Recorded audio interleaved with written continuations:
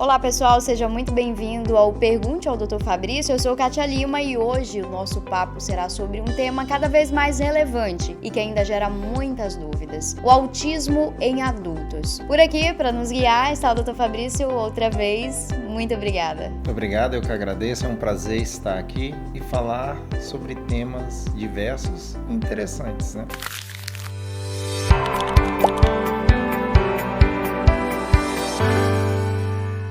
Doutor Fabrício, primeira pergunta: o que é exatamente o autismo na fase adulta? Para falar em autismo no adulto, a gente tem que falar do autismo que a gente fala na infância, né? O que é uma alteração do neurodesenvolvimento do ser, da pessoa. A gente fala na infância devido a cada vez mais diagnósticos hoje, mas no adulto é um padrão de neurodesenvolvimento atípico, de padrões que o adulto apresenta, mas no passado, lá na infância, ele apresentava esse padrão prévio que a gente entra dentro dos espectros do autismo. Por que diagnosticado de forma tão tardia?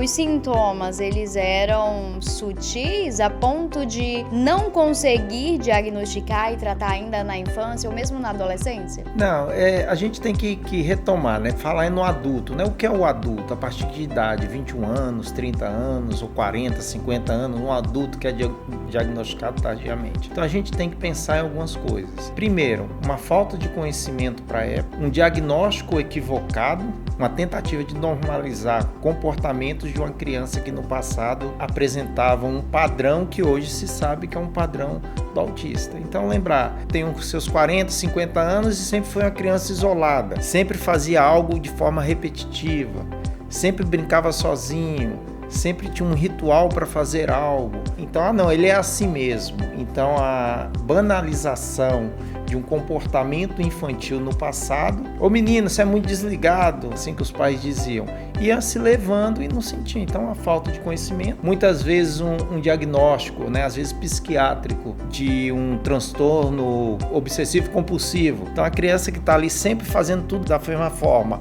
arruma o carrinho, arruma a sua mochila, tem um ritual, sempre do mesmo jeito lá no passado. Então, às vezes era diagnosticado de forma equívoca como um transtorno psiquiátrico, uma compulsão, um transtorno obsessivo compulsivo, que hoje vem à tona que ele provavelmente um transtorno do espectro autista. E por isso que muita gente na fase adulta diagnosticada chega a falar: nossa, foi um alívio, porque muitas vezes eu era até isolado, tido como metido, quando na verdade a pessoa tinha uma limitação. Poderia ter um transtorno do espectro autista. É claro que hoje na vida adulta a gente tem que prestar muita atenção em alguns aspectos, principalmente aspectos emocionais. Existem frustrações na vida da pessoa adulta que me leva a quadro, e às vezes a gente quer levar para um diagnóstico de um espectro autista que muitas vezes a gente não consegue relacionar bem. Então a gente tem que ver cada caso e analisar. É claro que existem comportamentos que faz a gente lembrar de espectro autista. Mas tem que ter cuidado para não tentar sempre justificar, que ele é autista, é um adulto autista. Não é isso. Então eu posso ter outros problemas relacionados de cunho familiar, emocional, de traumas vividos, que pode me levar a ser uma pessoa mais, digamos, tímida ou mais isolada, que não necessariamente está relacionado a questões do autismo. Então a gente tem que se atentar muito para isso. Por que é importante chamar a atenção para essa banalização que às vezes pode ocorrer, né? Porque existe tratamento também medicamentoso. Sim, então às vezes o adulto ele vai acabar sendo medicado sem uma necessidade. Algumas circunstâncias do autismo levam a quadros de ansiedade ou quadros de depressão. Você imagine se eu tenho um padrão, uma dificuldade em comunicação social, de viver na sociedade, eu me isolo. Então posso ter um padrão aí de um espectro autista? Posso. Você imagina eu tentando viver algo que eu não quero,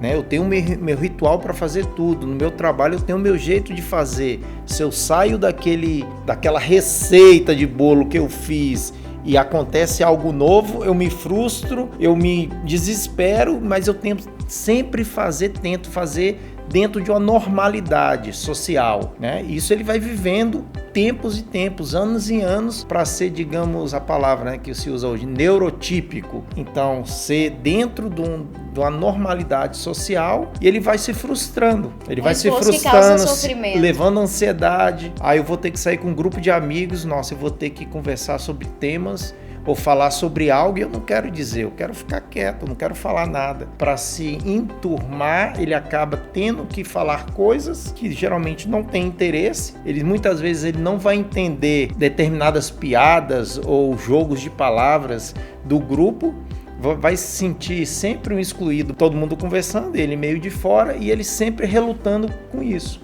Então isso cria uma expectativa de viver um ambiente que ele não se sente bem para poder se socializar, vai levar uma ansiedade de pensar em algo futuro que tem que ir a algum lugar, vai levar uma tristeza pelo que ele está passando e isso pode acarretar várias coisas. Então a gente lembrar que a ansiedade, às vezes a depressão anda junto, casos de suicídio também andam junto a isso, devido a uma não adaptação ou não uma aceitação, às vezes por grupos sociais, né, de não compreender, às vezes, o jeito que a pessoa é, e essa pessoa se entristece, acha que não é aceita, se isola, que a gente não pode banalizar. Doutor, o que fazer então diante de uma situação dessa? Bem, é reconhecer, né, a gente fala em psicoterapia, TCC adaptado, acompanhamento psicológico, medicamento ajuda, ansiolíticos, antidepressivos ajuda. E saber compreender um padrão social de regras que você segue,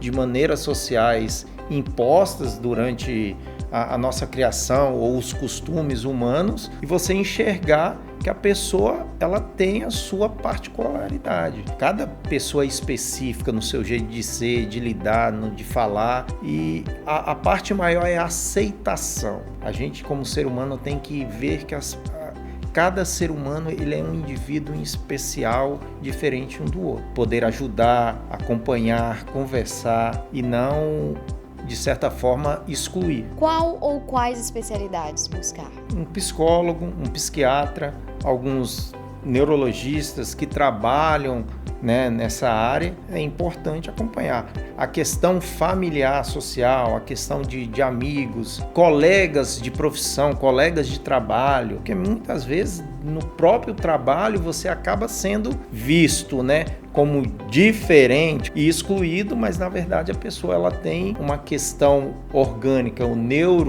neurológica de desenvolvimento, e a gente tem que compreender isso. Doutor, a pessoa que enfrenta isso, o senhor falou sobre a aceitação do público, das pessoas e quem passa pela situação. É necessário se aceitar, buscar se compreender, abstrair para sofrer menos? Justamente, ela tem que ter o conhecimento que ela tem algo diferente, mas por ser diferente, não a faz menos do que qualquer outra pessoa, ou ser humano. Doutor, eu quero agradecer imensamente, é um assunto bastante interessante, complexo nesse mundo tão complexo, tão corrido, e realmente foi mais uma aula. Muito obrigada. Nada, eu que agradeço, é sempre um prazer falar de temas diversos. Muito obrigada, e para mais conteúdos, curta, comente, compartilhe e até a próxima.